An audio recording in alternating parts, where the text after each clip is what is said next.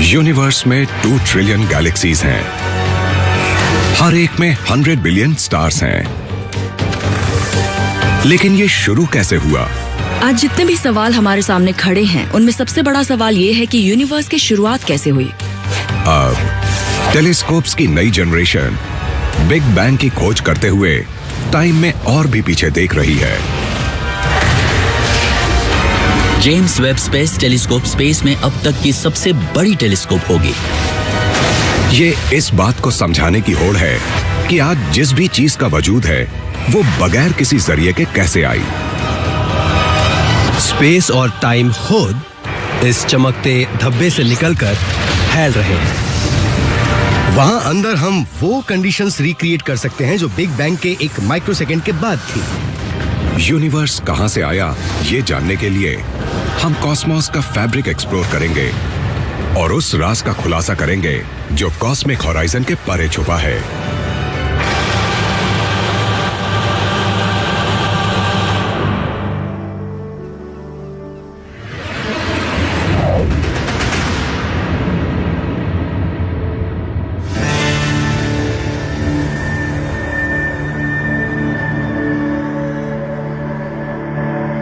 Universe के सबसे बड़े राज को खोलने की होड़ लगी है।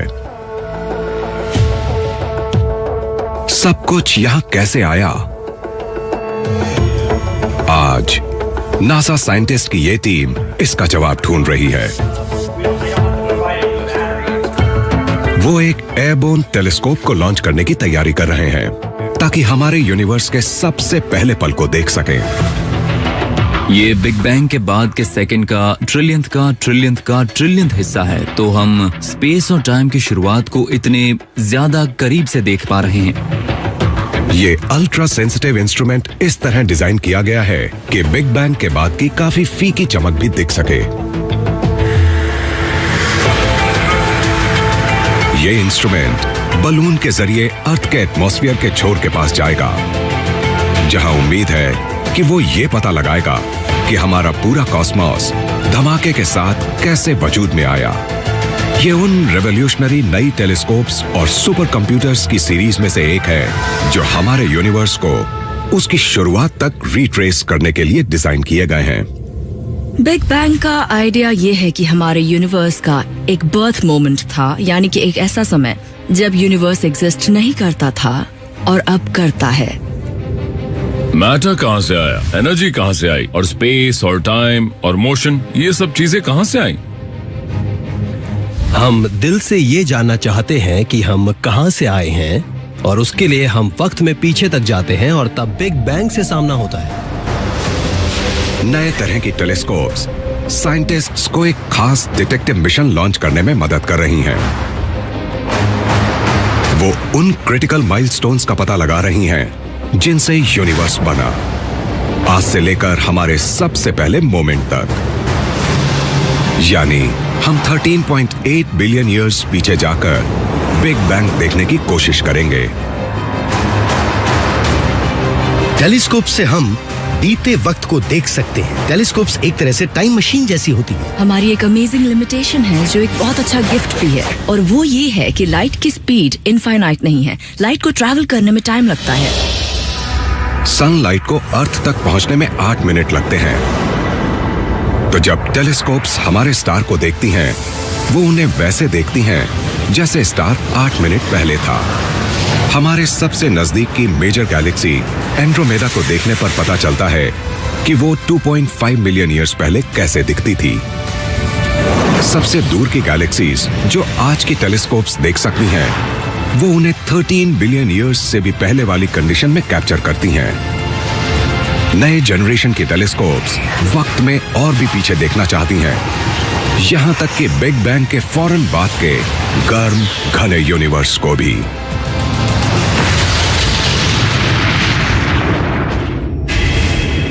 पास्ट में जाकर यूनिवर्स के ओरिजिन को रिट्रेस करने का पहला कदम है सबसे पहली गैलेक्सीज को बनते हुए देखना।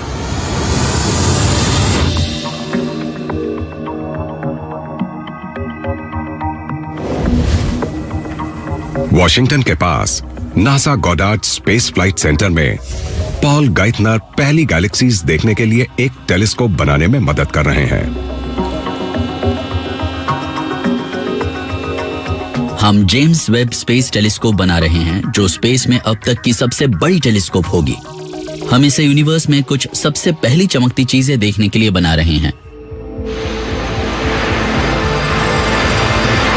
दुनिया के सबसे बड़े क्लीन रूम में इंजीनियर्स जेम्स वेब टेलीस्कोप के सुपर सेंसिटिव मिरर्स और कैमरास असेंबल कर रहे हैं।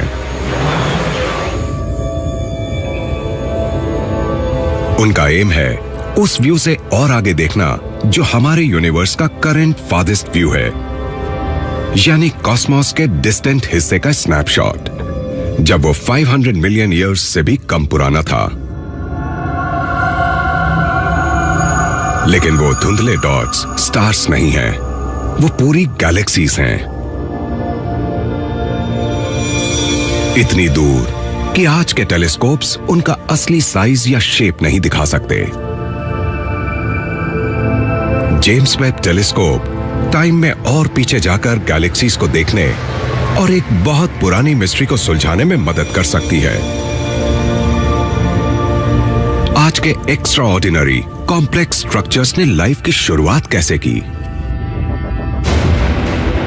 आज की गैलेक्सीज काफी विशाल 100 बिलियन स्टार क्लस्टर्स हैं, जिनमें एक डिस्टिंक्ट ऑर्डर छिपा हुआ है। धूल के परतों में लिपटे नए स्टार्स स्पाइरलिंग आर्म्स बनाते हैं जो हजारों लाइट ईयर्स तक फैले हैं। बीचों बीच एक घना बादल होता है, एंशिएंट रेड स्टार्स का एक गुच्छा, और उसके अंदर साइंटिस्ट्स को लगता है कि एक बहुत विशाल ब्लैक होल है।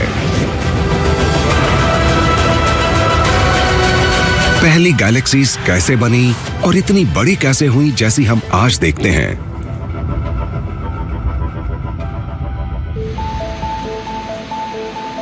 इस सवाल का जवाब ढूंढने के लिए जेम्स वेब को ये पहली गैलेक्सीज ढूंढनी होंगी। एम्बर स्ट्रॉन्ग चाहती हैं कि टेलीस्कोप यूनिवर्स की कुछ सबसे पुरानी लाइट कैप्चर करे। जेम्स वेब स्पेस टेलीस्कोप इतनी बड़ी होने वाली है कि वो बीते कल में बनी कुछ सबसे पहली गैलेक्सीज देखेगी जो बिग बैंग के बाद बनी। टाइम में इतना पीछे देखना बहुत ही चैलेंजिंग है। बिग बैंग से यूनिवर्स के फैलाव की शुरुआत हुई।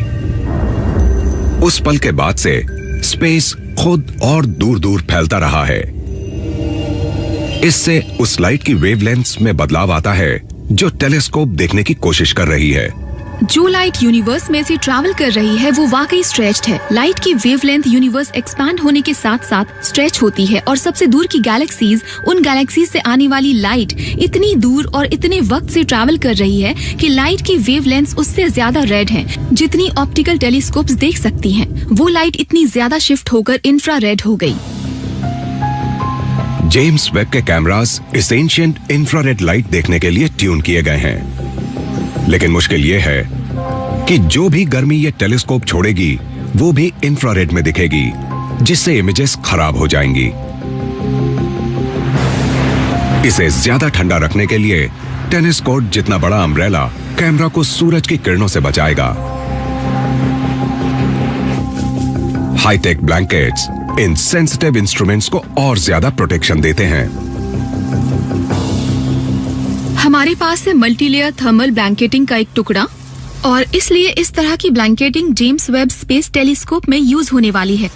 ये मल्टीलेयर्स टेलीस्कोप की इंसुलेशन प्रॉपर्टीज बनाए रखने में मदद करती है जिसकी हमें जरूरत है ताकि हमें जो अमेजिंग साइंस चाहिए वो हम पा सकें। कुछ हद तक इसकी ब्लैंकेटिंग की वजह से जेम्स वेब के कैमरास एब्सोल्यूट जीरो के बस 7 डिग्रीज ऊपर काम कर सकते हैं। लेकिन सबसे पहली गैलेक्सीज को देखने के लिए जेम्स वेब में लगे बहुत सेंसिटिव इंस्ट्रूमेंट्स पहले स्पेस में होने वाली वायलेंट रॉकेट वॉयेज में सलामत बचने चाहिए। और इसका मतलब है कि इसे नासा के खुद के बहुत कड़े टेस्ट को पास करना होगा। हम वेब जैसी किसी चीज पर 2 तरह की टेस्टिंग करते हैं। हम उसे शेक और बेक करते हैं। शेक पार्ट में हम उस वायलेंट एनवायरनमेंट को सिमुलेट करते हैं जो लॉन्च व्हीकल के हिलने से होता है। बेक पार्ट में हम यहाँ पेलोड्स डालते हैं नासा गॉडर्ड के सबसे बड़े थर्मल वैक्यूम चेंबर में। ये एक बड़ा मेटल कैन है और हम इसमें से सारी हवा निकाल देते हैं। इसे एक्सट्रीम कोल्ड और हॉट पर लेकर जाते हैं जैसा इसे स्पेस में मिलेगा।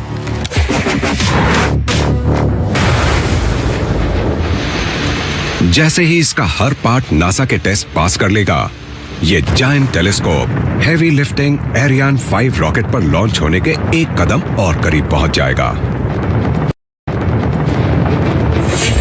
जेम्स वेब स्पेस टेलीस्कोप बहुत स्पेशल है। यूनिवर्स को इवॉल्व होते हुए देखने के लिए ये एक बेहतरीन चीज है। अभी तो ऐसा लगता है जैसे हम वॉल को देख रहे हो, पर जेम्स वेब इसको बदल देगा और यही बहुत एक्साइटिंग है। पर साइंटिस्ट्स ने पहली गैलेक्सी से भी ज्यादा दूर नई चीजों की खोज शुरू कर दी है और बिग बैंग तलाशने की कोशिश में उनके हाथ लग रहा है कुछ एक्स्ट्राऑर्डिनरी। यूनिवर्स का ज्यादातर मास वो चीज नहीं है जिससे स्टार्स, प्लैनेट्स या लोग बने हैं।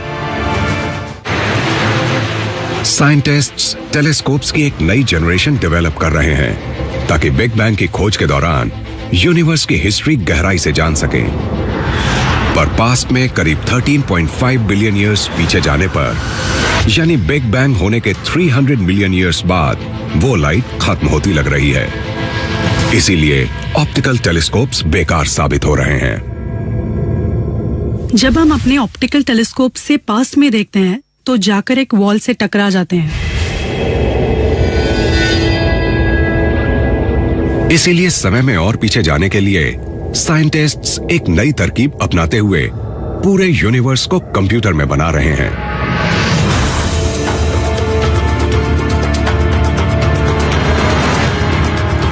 कैलिफोर्निया की स्लैक नेशनल एक्सेलरेटर लैब में रीसा एकदम शुरू से यूनिवर्स बना सकती हैं।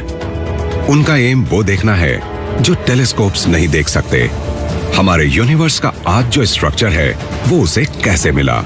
हम यूनिवर्स का एक मॉडल बनाने की कोशिश में हैं, वो भी मास स्केल्स, लेंथ स्केल्स और टाइम स्केल्स की बड़ी रेंज पर। और इसमें ऐसी कुछ कैलकुलेशंस हैं जो आप पेन पेपर से नहीं कर सकते। तो ये एक सुपर कंप्यूटर है जिसका यूज हम उस तरह के कैलकुलेशंस के लिए करते हैं।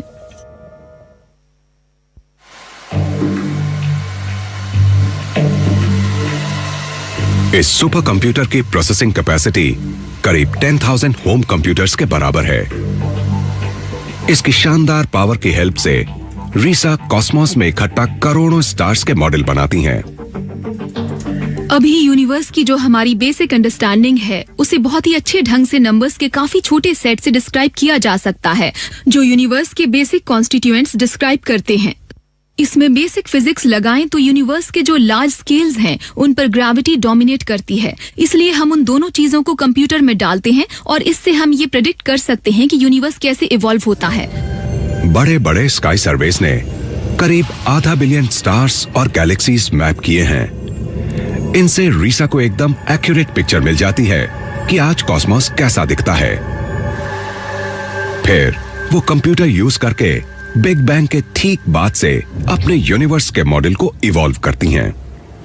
यूनिवर्स के इस वाले वर्जन में हमने उस स्टफ का एक एस्टिमेट अमाउंट लिया है जो हमें लगता है गैलेक्सीज के विजिबल पार्ट में एग्जिस्ट करता है। इसके अलावा इसमें थोड़ी बहुत गैस भी है। पर इसमें एक प्रॉब्लम है। जब रीसा हमारे यूनिवर्स के सिमुलेशन को चलाती हैं, तो ये वो शेप नहीं लेता जो लेनी चाहिए।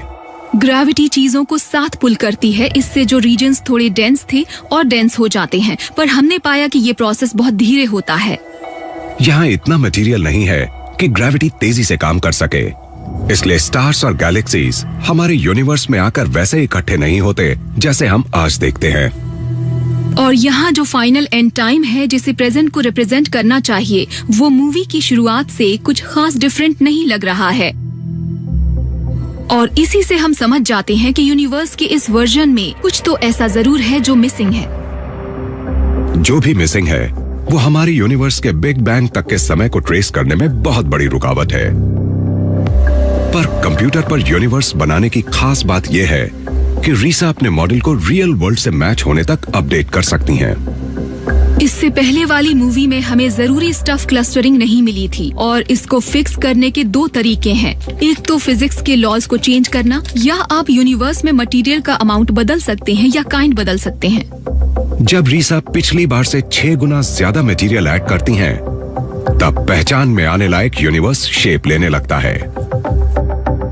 तो हम इसमें मैटर का एक्स्ट्रा अमाउंट डालते हैं। हमने देखा कि एक्स्ट्रा कंपोनेंट की वजह से ग्रेविटी तेज काम करने लगती है और वो गैलेक्सीज का डिस्ट्रीब्यूशन प्रोड्यूस करती है, जो काफी हद तक वैसा ही है जो हम अपने लार्ज टेलीस्कोप्स की हेल्प से मेजर करते हैं। यूनिवर्स के इस वर्जन में ये ब्राइट स्पॉट्स हमारी गैलेक्सीज रिप्रेजेंट करते हैं, पर वो इनविजिबल मैटर के और चौड़े जाल में फंसी हुई हैं। तो वो छिपा हुआ स्टफ क्या है जिससे मॉडल्स प्रिडिक्ट करते हैं कि बिग बैंग के वक्त से हमारा ज्यादातर यूनिवर्स बना हुआ है। गैलेक्सी को अलग करने पर प्रॉब्लम पता चलती है। इसकी गैस, डस्ट, प्लैनेट्स और स्टार्स, सब कुछ निकालने पर इसमें कुछ नहीं बचना चाहिए। पर मॉडल्स की माने तो इसमें कुछ है जो इंस्ट्रूमेंट्स नहीं देख पाते। डार्क मैटर, एक मिस्टीरियस और इनविजिबल सब्सटेंस जो हिडन हेलो बनाता है।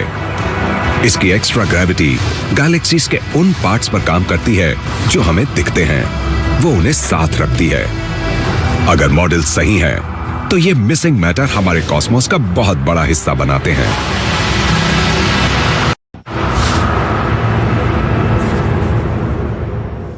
अभी जो हमें समझ आया है, यूनिवर्स का करीब 85% मास यही स्टफ है जिसे डार्क मैटर कहते हैं। तो ये उस नॉर्मल स्टफ से अलग है जिनसे गैलेक्सीज, प्लैनेट्स और लोग बने हैं। ये यूनिवर्स में हर जगह है, यहाँ पर भी। हो सकता है कम से कम 1000 डार्क मैटर पार्टिकल्स हर सेकंड मेरे थंबनेल से होकर गुजर रहे हों। डार्क मैटर की खोज बिग बैंग को समझने की कोशिश में एक बहुत बड़ा सरदर्द है। अगर मॉडल सही है तो ज्यादातर यूनिवर्स ऐसे मटेरियल से बना है जिसे ना हम देख सकते हैं ना महसूस कर सकते हैं। कह सकते हैं कि एक पूरा यूनिवर्स है जो हमसे छुपा हुआ है। हमने यूनिवर्स का बहुत कम हिस्सा देखा है और ये शायद वक्त की शुरुआत से ही मौजूद है। इससे काफी हलचल मच जाएगी अगर हम वाकई क्लेम करें कि हम यूनिवर्स को समझते हैं। सिर्फ यही नहीं कि इसमें डार्क मैटर मौजूद है, बल्कि ये भी कि इसका रोल क्या है और वो है क्या। हमारे यूनिवर्स की स्टोरी अच्छे से समझने के लिए साइंटिस्ट्स रियल वर्ल्ड में डार्क मैटर की तलाश कर रहे हैं। कैंपस के ही दूसरे छोर पर एरन एक टेलीस्कोप बना रहे हैं जो ना दिखने वाली मिस्ट्री दिखा सके। ये लार्ज सिनॉप्टिक सर्वे टेलीस्कोप चिली के रिमोट माउंटेन टॉप पर लगाया जाएगा।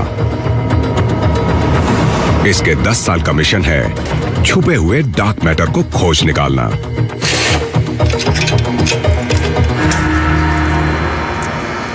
हम एक काम को जो इस लार्ज सिनॉप्टिक सर्वे टेलीस्कोप या LSST से करने वाले हैं, वो है आसमान की करोड़ों गैलेक्सीज को ऑब्जर्व करना। LSST डार्क मैटर की प्रेजेंस को गैलेक्सी से स्ट्रीम होने वाली लाइट को ट्रैक करके बताएगा।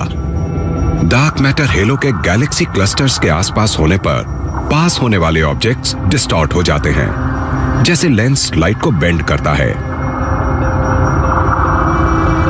LSST को इन सभी छोटे छोटे डिस्टॉर्शंस को रिकॉर्ड करना है। इसलिए इंजीनियर्स किसी भी टेलीस्कोप पर लगाया गया अब तक का सबसे पावरफुल कैमरा बना रहे हैं। 189 giant sensor chips billions galaxies से आने वाली हल्की सी लाइट भी कैप्चर कर लेंगी। यही उस इमेज को रिकॉर्ड करता है जो टेलीस्कोप से दिखने वाले सीन को डिजिटल पिक्चर में कन्वर्ट कर देता है। ये कैमरा 3 गीगापिक्सेल्स के साइज की इमेजेस जनरेट करेगा। 2 सेकंड में हम कलेक्ट कर पाते हैं 6 गीगाबाइट्स और हम ऐसा हर 15 सेकंड में करेंगे, पूरी रात, लगभग 10 सालों तक। तैयार LSST बताएगा कि डार्क मैटर कॉस्मोस में एग्जैक्टली कहां इकट्ठा होता है। साइंटिस्ट्स को अब समझ आने लगा है कि किस तरह यह छुपा हुआ मैटर हमारे यूनिवर्स को बनाता है। ये इनको बिग बैंग की खोज के लिए समय में पीछे जाने देगा। गैलेक्सीज बनना शुरू हुई उससे बहुत पहले डार्क मैटर के फिलामेंट्स ने साथ आकर एक विशाल कॉस्मिक वेब बनाया। ब्रांचेस से सटी गैस क्लम्प्स में कलेक्ट हुई। इसके अंदर स्टार्स जल उठते हैं और एम्ब्रियोनल कॉस्मोस के जरिए अपने केमिकल्स के भंडार बिखेरते हैं। गैलेक्सीज डार्क मैटर के जाल में इकट्ठा हो जाती हैं और स्पेस में गिरने से बच जाती हैं। इसी तरह से शैडो यूनिवर्स ने आज के कॉस्मोस को बनाया। डार्क मैटर की सबसे खास बात यह है कि भले ही हम नहीं जानते थे कि एग्जिस्ट करता है, पर इसी ने उस यूनिवर्स को बनाया जिसमें आज हम रहते हैं। अगर आप यूनिवर्स की सभी गैलेक्सीज को देखें और वो जहां मौजूद है उसे देखें, तो ये ऑब्वियस है कि वो एक स्पेसिफिक पैटर्न में पोजीशन्ड है और वो पैटर्न डार्क मैटर की वजह से ही है। डार्क मैटर एक सीक्रेट इंग्रेडिएंट है। इसके बिना हमारे यूनिवर्स का बनना मुमकिन नहीं होता। इसकी मदद से साइंटिस्ट्स आज से लेकर पिछले 13.5 बिलियन ईयर्स तक हुए कॉस्मोस के एवोल्यूशन को एक्यूरेट तरीके से ट्रेस कर सकते हैं। पर बिग बैंग की तलाश में साइंटिस्ट्स समय में और पीछे जाकर यूनिवर्स के शुरुआती 100 मिलियन ईयर्स को एक्सप्लोर करने की कोशिश कर रहे हैं, जब स्टार्स भी पैदा नहीं हुए थे। उस समय में जाने के लिए साइंटिस्ट्स को नए टूल्स बनाने पड़ेंगे ताकि उस यूनिवर्स को एक्सप्लोर कर सकें जब लाइट नहीं थी। आखिर कॉस्मिक डार्क एज में कौन से रहस्य छिपे हैं?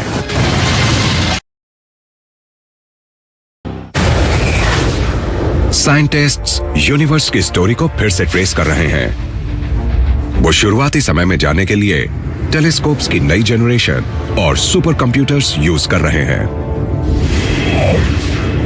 पर बिग बैंग के करीब 200 मिलियन ईयर्स बाद, लगभग उस समय जब पहले स्टार्स जल उठे होंगे, गैस के एक विशाल बादल ने उनका व्यू ब्लॉक कर दिया। समय में पीछे जाने की भी एक लिमिट है, क्योंकि एक पॉइंट आता है जहां पर यूनिवर्स खुद ओपेक हो जाता है। तो ये एक फॉग जैसा है, आप इसके पार नहीं देख सकते। ऑप्टिकल टेलीस्कोप्स इस धुंध के पार नहीं देख सकते, इसलिए इस समय को कॉस्मिक डार्क एज कहते हैं। पहले स्टार्स खोजने के लिए साइंटिस्ट्स को धुंध के पार देखने का तरीका ढूंढना होगा।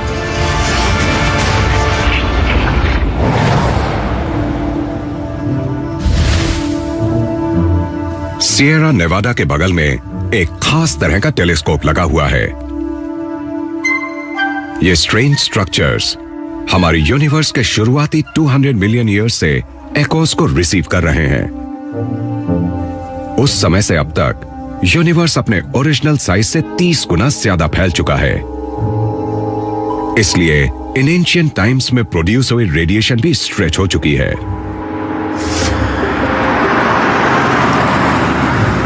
हम एरा यूनिवर्स के शुरुआती समय वाली रेडिएशन को डिटेक्ट करने की कोशिश कर रहे हैं। इसलिए उस समय एरा यूनिवर्स में बना रेडिएशन एक्सपैंड हुआ है, इतना कि उसे कैप्चर करने के लिए रेडियो फ्रीक्वेंसीज लो होनी चाहिए, इतनी लो कि आपको एक खास तरह के एंटीना की जरूरत पड़ेगी। ग्रेग हेलिनन 288 रेडियो एंटेनास यूज करते हैं, जिनसे ओवेंस वैली लॉन्ग वेवलेंथ अरे बनती है। इन्हें 1.5 किलोमीटर के दायरे में रैंडमली डिस्ट्रीब्यूट किया गया है। आज वो इनमें से सिर्फ एक की गड़बड़ी ट्रेस कर रहे हैं। क्योंकि यहाँ सब कुछ इलेक्ट्रिकली कनेक्टेड है, बस एक टच से सब कुछ उड़ सकता है। वोल्टेज ठीक लग रहा है, तो मेरे ख्याल से प्रॉब्लम सिग्नल पाथ में होनी चाहिए, जो कि एक्चुअली एक बिल्डिंग में है। ग्रेग की टीम इन सभी एंटेना से आने वाले हल्के सिग्नल्स को कंबाइन करके कॉस्मिक डार्क एज के रेयर इवेंट्स की झलकियां दिखाती है। आज के सुपर कंप्यूटर्स इतने ज्यादा पावरफुल हैं कि कई सारे एंटीना से आने वाले सिग्नल्स को कंबाइन कर सकें, जैसे कि ये वाला। और ये जरूरी भी है क्योंकि हम समझना चाहते हैं कि वो स्टार्स बने कैसे। धुएं के पार देखने की कोशिश करने के बजाय ग्रेग का टेलीस्कोप धुंध को ही देखता है, क्योंकि ये धुंध हमारे यूनिवर्स की स्टोरी में जरूरी रोल निभाती है। 13.7 बिलियन ईयर्स पहले अंधेरे का राज था। तब कोई स्टार्स या प्लैनेट्स नहीं थे, सिर्फ धुंध थी जो ज्यादातर हाइड्रोजन गैस से बनी थी। समय के साथ साथ ग्रेविटी ने गैस को घने गुच्छों में स्क्वीज कर दिया, जिनसे कॉस्मोस के पहले स्टार्स बने। कम दिन जीने वाली ये फायरबॉल्स इंटेंस ब्लू लाइट देती हैं। जितनी ज्यादा फर्नेसेस जलती चली गई, घनी धुंध में उतने होल्स जल उठे और स्पेस में पहली स्टार लाइट फैल गई, जिससे डार्क एज का अंत हो गया।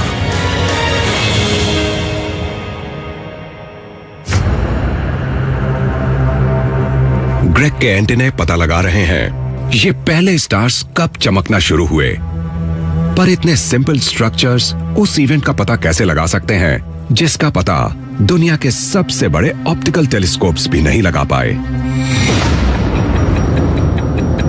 एंटेनाए उस हाइड्रोजन गैस के बादल की थिकनेस मेजर करते हैं।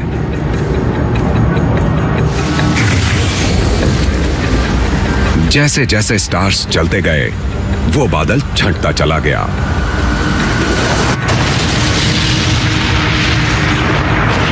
ग्रेग की टीम डार्क एज के दौरान हाइड्रोजन लेवल में आई गिरावट को ट्रैक करेगी और इस मेजरमेंट से पता लगाया जाएगा कि पहले स्टार्स कब अपीयर हुए होंगे। इन एक्सपेरिमेंट्स के साथ जो सबसे बड़ी प्रॉब्लम है वो ये है कि सिग्नल बहुत ज्यादा वीक है पर डिटेक्टेबल है। पर इससे भी बड़ी प्रॉब्लम है वो ये कि हमारी गैलेक्सी से आने वाला रेडिएशन डार्क एजेस से आने वाले रेडिएशन से मिलियन टाइम्स ब्राइट है। 150 से ज्यादा होम कंप्यूटर्स के बराबर प्रोसेसिंग पावर का यूज करके ग्रेग की टीम आसपास के सभी स्टार्स फिल्टर कर सकती है, जिससे उस एंशिएंट हाइड्रोजन क्लाउड का हल्का ट्रेस रह जाएगा।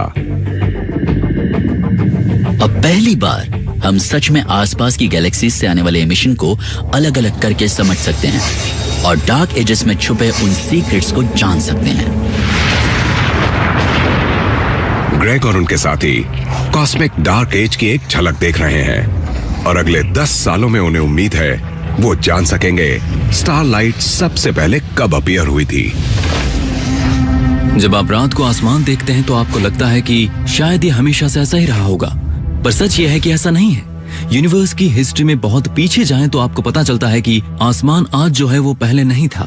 यूनिवर्स की शुरुआत में जरूर ऐसे इवेंट्स हुए होंगे जिन्हें देखने में हमें इंटरेस्ट होता, क्योंकि यूनिवर्स में जो पहले स्टार्स थे वो उन स्टार्स से पूरी तरह अलग थे जिन्हें हम आज देखते हैं।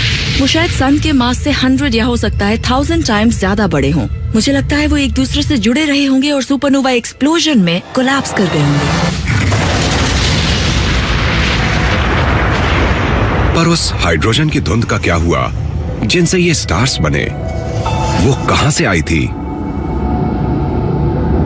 और क्या एस्ट्रोनॉमर्स उसके पार देख सकते हैं? बिग बैंग के इतने करीब आकर कुछ भी देख पाना मुश्किल हो रहा है। हम बिग बैंग के समय को ऐसे किसी टेलीस्कोप से नहीं देख सकते जिससे लाइट या इलेक्ट्रोमैग्नेटिक रेडिएशन स्टडी की जाती हो, चाहे बात visible light, radio waves, infrared या अल्ट्रावायलेट की ही क्यों ना हो। साइंटिस्ट्स को यूनिवर्स के शुरुआती समय के इवेंट्स को एक्सप्लोर करने के लिए नई टेक्निक्स की जरूरत है। डार्क एज जिस धुंध से भरी पड़ी है वो ज्यादातर हाइड्रोजन से बनी है और हाइड्रोजन यूनिवर्स का सबसे सिंपल एटम है। हम ये तो जान चुके हैं कि एटम क्या है, पर सच ये है कि वो तो बस पहला पॉइंट है जब बात यूनिवर्स के मैटर को उसके कंपोनेंट पीसेस में डिस्ट्रीब्यूट करने की हो। हर हाइड्रोजन एटम की शुरुआत कहीं से तो हुई होगी और बिग बैंग की खोज में लगे साइंटिस्ट्स के लिए अगला बड़ा सवाल यही है।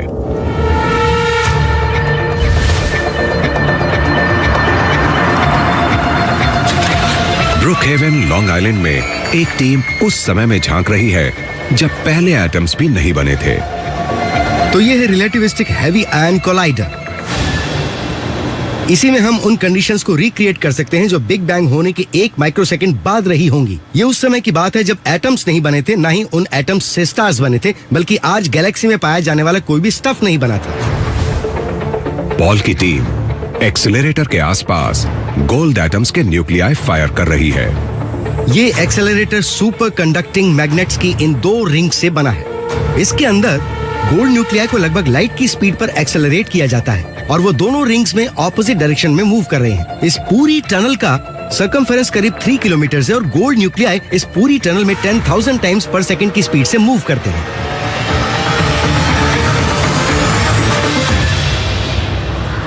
न्यूक्लियाई इस जायंट डिटेक्टर के अंदर मिलते हैं और तब के यूनिवर्स का पल भर के लिए स्नैपशॉट क्रिएट करते हैं जब वो 1 सेकंड की मिलियंथ पार्ट एज की थी, जब एटम्स भी नहीं हुआ करते थे। होता यह है कि जब ये 2 गोल्ड न्यूक्लियाई कोलाइड करते हैं तो बहुत ही हॉट और डेंस मैटर क्रिएट होता है जो बहुत कम समय के लिए सरवाइव करता है। जब गोल्ड न्यूक्लियाई लाइट की स्पीड तक पहुंचते हैं तो उनमें भरपूर एनर्जी होती है। जब वो टकराते हैं तो वो प्राइमोर्डियल मैटर का मिला जुला सब्सटेंस क्रिएट करते हैं जो डेंसली पैक्ड और अल्ट्रा हॉट फायरबॉल होती है। बिग बैंग होने के 1 माइक्रोसेकंड बाद सारी यूनिवर्स इसी से भरी हुई थी। ये भड़कता प्लाज्मा ठंडा होकर प्रोटॉन्स और न्यूट्रॉन्स में मर्ज हो जाता है जो हर एटम के जरूरी कंपोनेंट्स हैं। ये पीछे जो ट्रेस छोड़ जाते हैं वही ये समझने के लिए जरूरी है कि कॉस्मोस में मैटर सबसे पहले कैसे बना। तो जब आप पहले इन कॉलिजन्स को समझना शुरू करते हैं तो आप सोच में पड़ सकते हैं कि इस तरह के ट्रैक्स से आप क्या सीख सकते हैं। ये रोड पर बने टायर मार्क से ट्रैफिक एक्सीडेंट रिक्रिएट करने जैसा है। डेब्री ट्रैक्स का यूज करके पॉल की टीम ये पता लगा सकती है कि कैसे और कब यूनिवर्स के पहले सेकंड्स में प्राइमोर्डियल फायरबॉल आज के मैटर में सेट हो गया। कैसे एग्जैक्टली उन चीजों में ये ट्रांजिशन हुआ था जिससे आज हम बने हैं। और इन कॉलिजन्स को देखकर और जिन एनर्जीज के साथ हम इन कॉलिजन्स को देख रहे हैं, कितनी एनर्जी हम सिस्टम में डाल रहे हैं, वो बदलकर हम इन सवालों का जवाब दे सकते हैं। साइंटिस्ट्स अब हमारे यूनिवर्स की कहानी ठीक उसके जन्म के पल से रिक्रिएट कर सकते हैं। बिग बैंग के 1 माइक्रोसेकंड के बाद यूनिवर्स प्राइमोर्डियल मैटर का एक गाढ़ा खौलता हुआ सूप था। 1 सेकंड के अंदर ये फायरबॉल जमकर पार्टिकल्स का बादल बनना शुरू हुआ। 380,000 ईयर्स बाद एनर्जी के एक झटके से सिंपल एटम्स बने, जिससे एलिमेंटल गैस का बढ़ता हुआ फॉग बना जो इस यूनिवर्स में कम से कम 100 मिलियन ईयर्स तक तैरता रहा।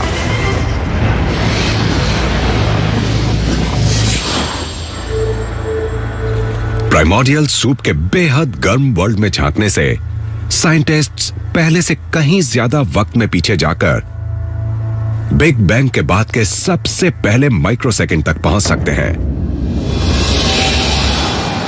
लेकिन इस फर्स्ट माइक्रोसेकंड के परे देखने के लिए उन्हें एक नई रियलिटी में जाना होगा। जो फिजिकल कंडीशंस इससे पहले के यूनिवर्स में थी वो हमारे एवरीडे एक्सपीरियंस की किसी भी बात से बिल्कुल अलग थी। उस वक्त की कंडीशंस इतनी जबरदस्त हॉट और डेंस थी कि हमारे फिजिक्स के लॉज भी अप्लाई नहीं होते थे। सबसे बड़ा सवाल बाकी है, हमारे यूनिवर्स का फर्स्ट मोमेंट क्या था? बलून से जुड़ा टेलीस्कोप शायद इस लास्ट मिस्ट्री का जवाब दे सके। ये बहुत ही अमेजिंग है कि हम ऐसे इंस्ट्रूमेंट बनाते हैं जो हमें थोड़ी इंसाइट दे सकते हैं, न सिर्फ यूनिवर्स की शुरुआत के बारे में बल्कि ये भी कि यूनिवर्स का फ्यूचर क्या होने वाला है। साइंटिस्ट्स सबसे बड़ी मिस्ट्री को सॉल्व करने में जुटे हुए हैं। यूनिवर्स की शुरुआत में क्या हुआ? वो उस पॉइंट से बहुत आगे पहुंचे हैं जहां तक आम टेलीस्कोप्स देख सकते हैं, यानी बिग बैंग के बाद का पहला माइक्रोसेकंड। लेकिन उससे पहले क्या हुआ? यूनिवर्स का ये शुरुआती टाइम हमारे लिए अब भी एक मिस्ट्री है। हम वो मिस्ट्री समझने की कोशिश कर रहे हैं जहां हम मॉडर्न फिजिक्स के जरिए भी नहीं पहुंच सकते। सिर्फ एक ही क्लू बचता है। न्यू मैक्सिको के प्लेन्स के ऊंचाई पर नासा इंजीनियर्स एक नए तरह का टेलीस्कोप लॉन्च करने की तैयारी कर रहे हैं।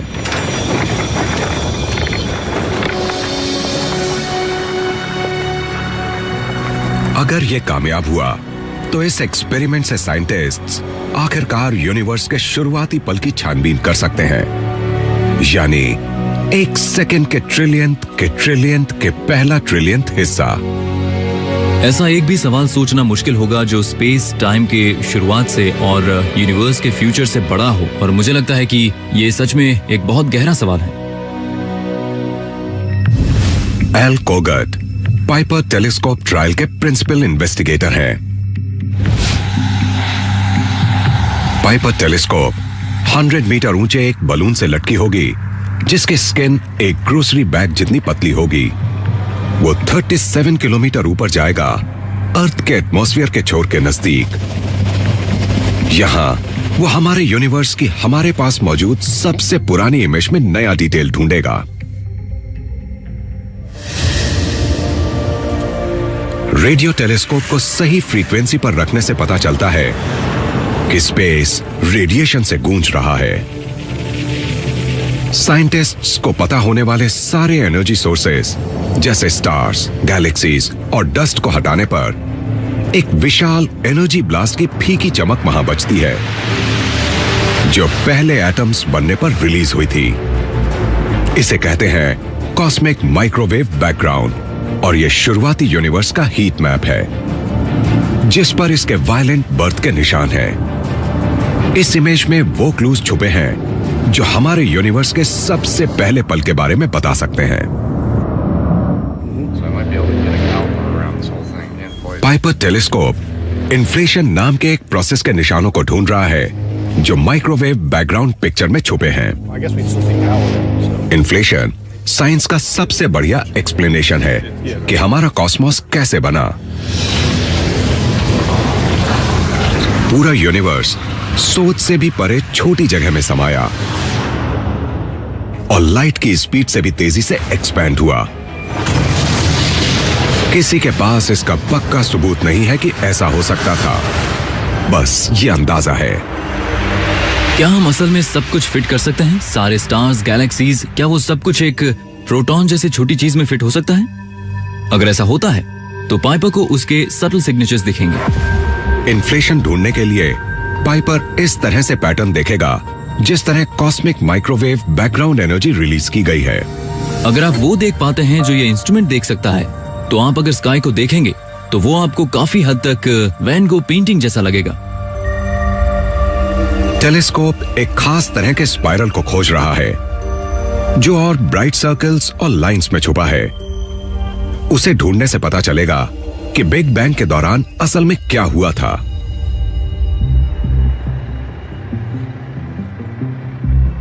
उम्मीद है पाइपर 3 साल के दौरान 8 बार उड़ेगा। अगर उसे इन्फ्लेशन दिखा तो वो आखिरकार टाइम की शुरुआत दिखाएगा। अगर हमें इन्फ्लेशन मिला तो मेरे ख्याल से वो काफी सेटिस्फाइंग होगा। मैंने अपने करियर का बहुत बड़ा हिस्सा इस खोज में लगाया है, तो अगर ऐसा होता है तो मैं मानूंगा कि मेरी मेहनत वेस्ट नहीं गई है।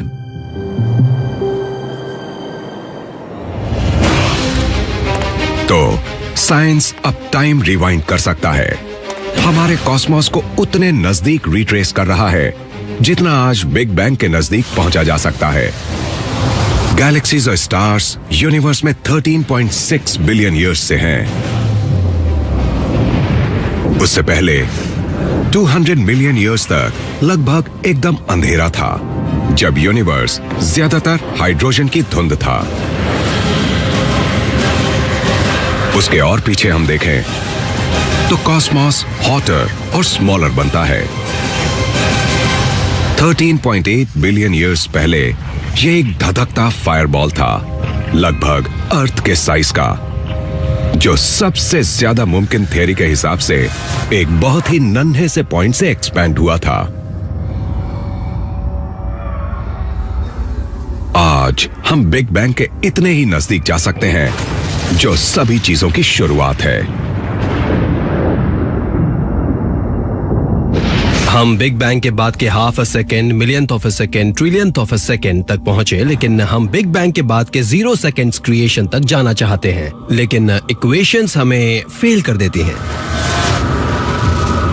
टाइम इक्वल 0 पर क्या हुआ था वो जानने के लिए हमें ये समझ होनी चाहिए कि बिग बैंग से पहले क्या था, मतलब जब टाइम 0 से कम रहा होगा। आज का कोई एक्सपेरिमेंट हमें ठीक बिग बैंग तक पीछे नहीं ले जा सकता। इसलिए साइंटिस्ट्स जवाब ढूंढने के लिए बिग बैंग से पहले के बारे में सोच रहे हैं। हम ये नहीं सोचते कि यूनिवर्स बगैर किसी चीज के पैदा हुआ। हमें लगता है जरूर किसी चीज ने यूनिवर्स का एक्सपेंशन शुरू किया होगा, लेकिन टाइम की शुरुआत से पहले के बारे में हम क्या कह सकते हैं? हम बात कर रहे हैं डायमेंशंस की, अलग टाइम्स की, अलग स्पेसेस की, जो ह्यूमन ब्रेन नॉर्मली समझ ही नहीं सकता। बिग बैंग से पहले कुछ नहीं है, बिग बैंग से ही टाइम शुरू होता है, इसलिए हम पहले के बारे में बात नहीं कर सकते, वो बेकार का कॉन्सेप्ट है। दूसरी तरफ हमें नहीं पता कि वैसा कोई केस है। ऐसा हो सकता था कि इसके बजाय हमारा यूनिवर्स, हमारा बिग बैंग शायद प्री एग्जिस्टिंग यूनिवर्स में एक इंटरेस्टिंग इवेंट रहा होगा, और उस बड़े कैनवस में शायद हमारे बिग बैंग के होने से पहले दूसरी चीजें आई और गई होंगी। क्या एक यूनिवर्स के अंत में अगले की शुरुआत का क्लू हो सकता है? क्योंकि हमारा यूनिवर्स लगातार एक्सपैंड होता रहता है। कुछ टाइम के बाद वो एक ठंडे बंजर रेगिस्तान में बदल जाएगा। गैलेक्सीज बिखरने लगेंगी। अंदर जबरदस्त हलचल मच जाएगी। स्टार्स का फ्यूल खत्म हो जाएगा और उनके न्यूक्लियर इंजन्स अंदर की तरफ फट जाएंगे।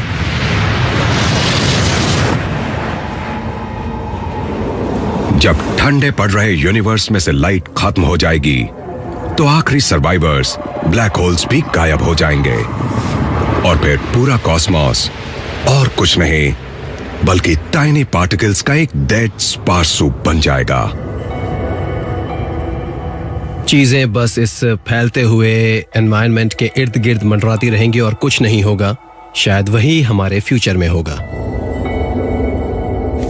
ये ठंडा खाली यूनिवर्स शायद बिग बैंग के पहले के हमारे कॉस्मॉस से कई बातों में मिलता जुलता होगा।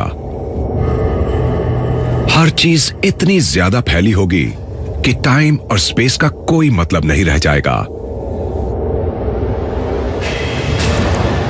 और कुछ ना होने यानी एक ही वक्त इनफाइनाइटली बिग और स्मॉल होने की इस हालत में ऐसा हो सकता है कि एक नया यूनिवर्स कॉस्मॉस 2.0 को शुरू से बनाना शुरू करे। जब बात बिग बैंग की हो तो हमें इतना पता है कि हमें उसके बारे में पूरी जानकारी नहीं है, लेकिन हमें यह पता है कि बिग बैंग हुआ था। यूनिवर्स की शुरुआत कैसे हुई अभी हम उस बारे में उतना नहीं जानते। हमें जरूरत है अलग तरह के फिजिक्स और आइडियाज की, स्पेस और टाइम के आइडियाज की भी, लेकिन हम वहाँ पहुँच जाएंगे। बिग बैंग यूनिवर्स की हर चीज का सोर्स है, लेकिन जब तक साइंटिस्ट्स ये पता नहीं लगा पाते कि पहले फ्रैक्शन ऑफ अ सेकंड में क्या हुआ था, हर चीज की शुरुआत के बारे में खोज करने के लिए मिस्ट्रीज बाकी रहेंगी।